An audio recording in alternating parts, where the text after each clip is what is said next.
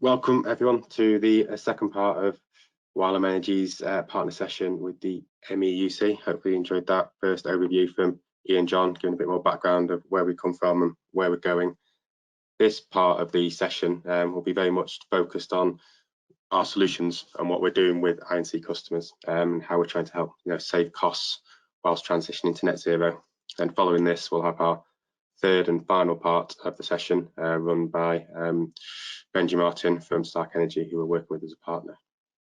So first of all, hope everyone's staying safe and businesses are continuing to run. It looks like we've got a challenging few months ahead again, like early on in the year. So thanks for taking the time out to join us, and thanks again for the MEUC for inviting us. This part of the webinars should last for around about 20 minutes of me talking, and I'll give a high level overview of what we're doing here at the Ylem Energy. There'll be option to ask questions at the end, either at the end of my section or the other part after that. The agenda for my bit is very much an intro to Ylem and myself. Then I'll talk about the path to net zero and I&C customers, a little bit on the regulatory impact for behind the meter generation, a little bit on rising energy costs, how behind the meter generation can help with that, and finally onto power purchase agreements. So first of all, if I introduce myself, so my name's Simon Mitchell. I'm the head of business development here at Ylem Energy. I've got around about 17 years worth of experience in the energy industry. Certainly for at least the last 10 years or so, my focus has been on the shift from centralised energy systems to decentralised, and the challenges and opportunities that these bring to both a wider system and, more importantly, to individual companies. It's certainly where my passion lies, and in this area of helping the UK get to net zero by 2050. Throughout my career, I've worked on a large CHP sites up to 50 megawatts in size, helped build demand side response and battery energy storage solutions for I&C customers, and manage distributed energy revenue streams, such as entering a lot of sites into the UK capacity market. My current role is working with Ian and John very much with I&C customers to help them understand what opportunities they have to install behind the meter generation on their sites and how this can help them in their transition to net zero. So obviously Ian and John have done a very good and comprehensive overview of Ylem Energy, but I'll just recap it on a few points as well. So we have up to 30 years experience of working both here in the UK and abroad on both front of meter and behind the meter projects, and the map there shows some of the sites we're still responsible and managing in the UK. We've expanded into battery energy storage and have a site live, so it's an offering that we're more than capable to give to our customers as well. As Ian and John mentioned, we're very much an asset owning company. That's what we like to do. So we like to fund assets, and we like to build long-term and mutually beneficial relationships with the customers we work with. And also we like to do everything in-house. So we design, we build, we operate, and we maintain. And this allows us to give the maximum benefit to the customers that we work with. It also allows us to deliver fully financed, smart, flexible generation and storage solutions for our customers. But also we want long-term relationships, which we said before. So we're not looking at an EPC type contract. We don't want to sell you a piece of kit and walk away and let you look after it. We want to work with you for 5, 10, 15, 20 years to help you get to net zero and be your partner throughout the whole of this time. So a little bit on the path to net zero. So the majority of customers that we talk to already have carbon reduction plans in place, or they're working to create one, or at very least it's a discussion at board level now, and it's been discussed a lot and how they get there. It's on everyone's to-do list. So we are working with I&C customers to help them transition to get to a net zero world. So both by ourselves, like we mentioned, we have our own carbon credits, and with our partners, we're offering climate services to help understand and explore carbon footprints, decarbonisation pathways, and how you neutralise your emissions. So we have energy solutions that look to reduce your carbon, but in a progressive and cost-effective way. So we encourage and work with our customers to understand how generation projects fit with their pathway to net zero. And also we don't like to look at each generation project in isolation, but look at them holistically and how it may work or fit in as part of a wider aim, as part of the transition to net zero. For the UK to meet their targets in 2050, behind the meter generation is going to have a big part to play in how we get there, and it's something we want to work with customers to try and make sure they get the most out of it. So before COVID struck early on this year, I think the main concern when looking at behind-the-meter projects for most customers was regulatory. So I thought I'd address this quickly up front and can obviously answer more questions on this later if need be. So I'm sure most of you are aware, Ofgem, BEIS, the wider government are all looking at how the electrical system and infrastructure changes up to 2050, and more importantly, what the charging regime for this looks like going forward. So a lot of you have heard of things like targeted charging review, change to triads, DUOS, carbon, CCL, etc. And I think it's fair to say a lot of customers or a lot of I&C companies are waiting for these things to be resolved before looking at behind-the-meter generation. The problem we have with that approach is the electricity system is changing at such a rapid pace. It's changing quicker than it ever has done before in the past. And the problem is the regulatory changes are happening a bit slower. So if you wait for a regulatory change to happen, by the time it's happened, the system's changed again, and you wait for another change to happen, and you wait to change again and again, and this goes on. So you'll end up never doing a project. So what we do is we work with our customers. We constantly monitor the regulatory impacts. We're building all these into our models to help you understand how these impacts behind-the-meter generation. And I think it's also fair to say, even with these regulatory changes, most of the opportunities and a lot of the sites we look at still work. The vast majority do. Will still support some kind of behind-the-meter generation or storage solution. And this is especially the case when you start looking at it holistically and you look at other benefits like the increase in resilience, how you can protect yourself from the changing system, how you can create new revenue streams from your behind-the-meter generation and things like that. So absolutely don't understand, I think you should understand the regulatory impacts, but don't let it be a barrier. Make it sure it's something you explore, understand, and obviously expos like this with the MEUC, I'm sure these kind of things are going to be picked up a lot over the next 2 weeks. So understand what they are, understand how you can work with them, and make sure you don't stop doing behind-the-meter generation projects because of them. So why would you look at behind-the-meter generation? So maybe other than kind of carbon reductions, the main reason is probably rising energy costs. So obviously the UK has a strategy or a kind of strategy in place to kind of get to net zero by 2050, which is going to mean a massive change to the electrical infrastructure of the country. We're going to have a lot more renewable penetrations. You have to roll out EV, you have to electrify heat. So this is going to impact the wider UK electricity network, but it's also going to have a big impact on each individual customer's bill as well. It's got to. There's no way that it can't. So it's something we need to look at. So those rising energy costs are only going to go up. It's something to be prepared for. But saying that, I'm sure there's a few people on the call now thinking, well, hang on a second, energy prices are a pretty historical low at the moment. So during COVID and just before COVID, even now, prices have dropped, and hopefully you're benefiting from this. We've certainly seen over recent times power prices getting below £14 a megawatt hour, gas prices down to 31p a therm, which is incredibly low. Especially for those who have been in the industry for a while. I remember some of the peaks over the last 10, 12 years, and you're getting prices of £100 a megawatt hour contracts and things. So it may be quite easy to sit and think, well, actually, you know what, it's pointless self-generating right now. Might as well just get myself a long time contract, taking power from the grid, and get it re-go back, just nice and green, all done, dusted. Right, that's my job done for a while. But actually, if you look at it a little bit more, it's not the case. So certainly the commodity prices have dropped and are fairly low. So it's probably good for gas, but your other costs on your invoices, so your third-party costs, your renewable obligations, your contract for difference, etc., is still increasing. And this quantity only makes up around about 40% of your invoice. The huge drop or the drop in those commodity prices doesn't necessarily reflect into your electricity invoice. And these third-party charges are continue to increase. So certainly all the forecasts I've seen for the next 5, 10, 15 years, it shows these continue to rise. So the only way to really remove these costs from your invoice is to start self-generating behind the meter.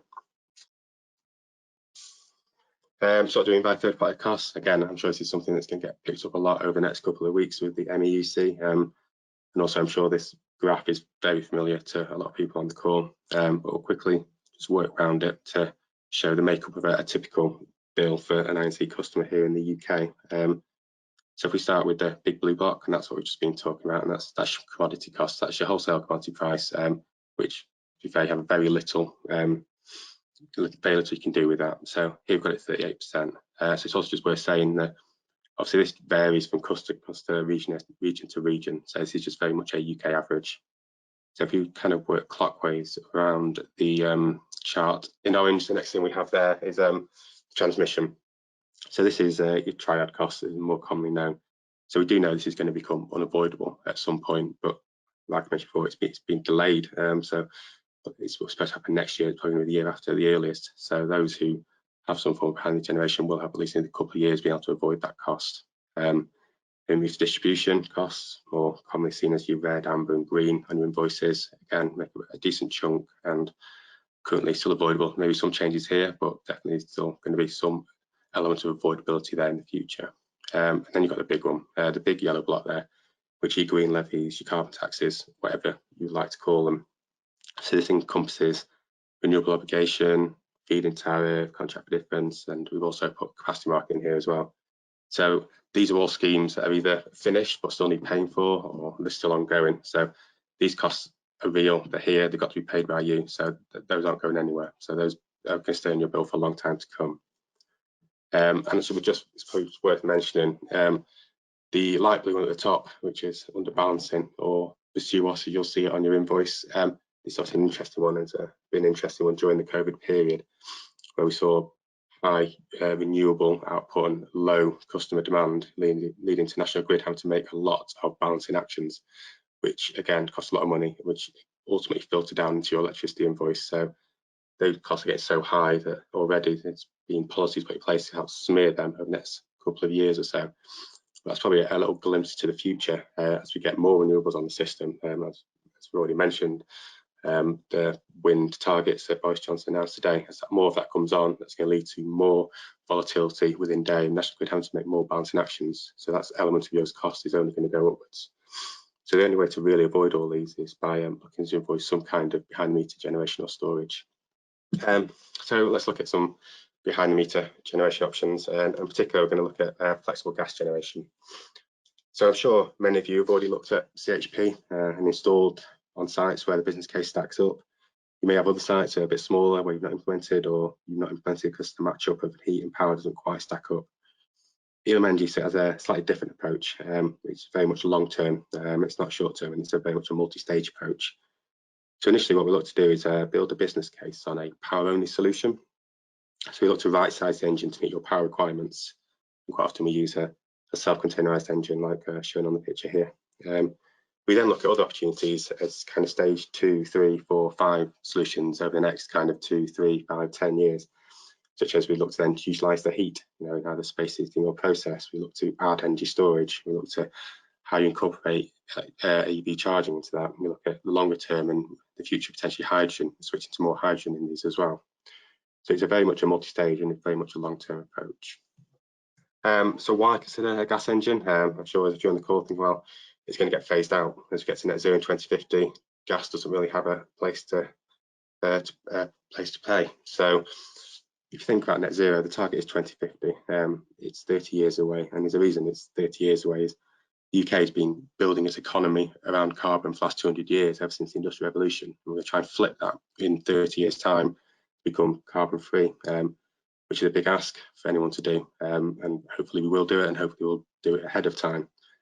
But during those 30 years, as a country as a whole, we're looking to use the phased approach to do this, which is also true then for businesses like yours, as well as the country as a whole. So not all companies can decarbonise completely their whole infrastructure within, say, 5 years or 10 years, and and basically just throw money at it, like the likes of some companies. And you see in the news, the likes of Google, maybe in this example, who were looking to go above and beyond very quickly, but essentially spending a lot of capital on it. So gas can definitely support and help and be a part of that solution in the interim to help support the transition to a localized energy system, and it also reduces the strain on the local energy system. But then for customers, it can be the basis for the technologies in a long-term sustainable approach for companies to get to net zero without major financial impacts. So Ylem's solution is through a power purchase agreement. So we look to take you off the grid for a vast majority of the time and kind of supply you with all your on-site demand. We do a full design and install and the funding, so it's very much a plug and play solution. We look to utilise all the existing gas and electrical connections where possible, and we pay for any upgrades where they're required. And we look after the asset for the life. And again, reiterating, we look at the long term. So we install with heat exchangers for further additional savings and to make it a greener solution by reducing your gas consumption elsewhere on site. We look to co-locate it where possible with PV and batteries. And we make sure there's always opportunities for you to participate in demand side response and generate income as well. So as discussed, we do this through a power purchase agreement. And why do we do this? It's because we want to own and operate it. That's what we do. We like to own and operate assets. And we do what we do best, which is run an asset, make sure it runs, and make sure it runs as it should do for the full length of the contract, leaving you to do what you do best, whatever that may be. Service things, create things, invent things, whatever it may be. We do this over a longish term PPA, typically 10 years, but we can go down as low as 5 years or as high as 12 or 15 years if that's what you want. So what we're doing is giving you price certainty and budget control of what is often an extremely volatile cost for I&C customers. And what we offer is it's fully inclusive. The PPA is fully inclusive. So we just charge a set pence per kilowatt hour, and that's it. So whatever the output of the genset is, we will supply that to you, and you'll get a single pence per kilowatt hour charge, similar to what you see on your electricity invoice. We ask for no upfront capex. We ask for no ongoing opex. If anything needs fixing on the genset or anything has happened to that genset, that sits with us. So all the operational risk sits with Ylem Energy, because that's what we do best, is look after engines like this. And essentially, if it doesn't run for whatever reason, you're not paying us a thing. And as mentioned before, we create a lot of carbon credits from our other activities. So we will offset the carbon created from any increased gas use from our other projects. So why would you look at behind the meter generation? Well, the benefits, the primary one is obviously reduction in energy costs. So 25, 30, 35% upwards reduction in energy costs, and that's a day one saving. So as soon as we install the generation or storage behind your meter, you'll start to save money from day one. It reduces reliance on the grid, so as discussed. To get to those net zero targets in 2050, there's going to be a lot of strain going on local network grids.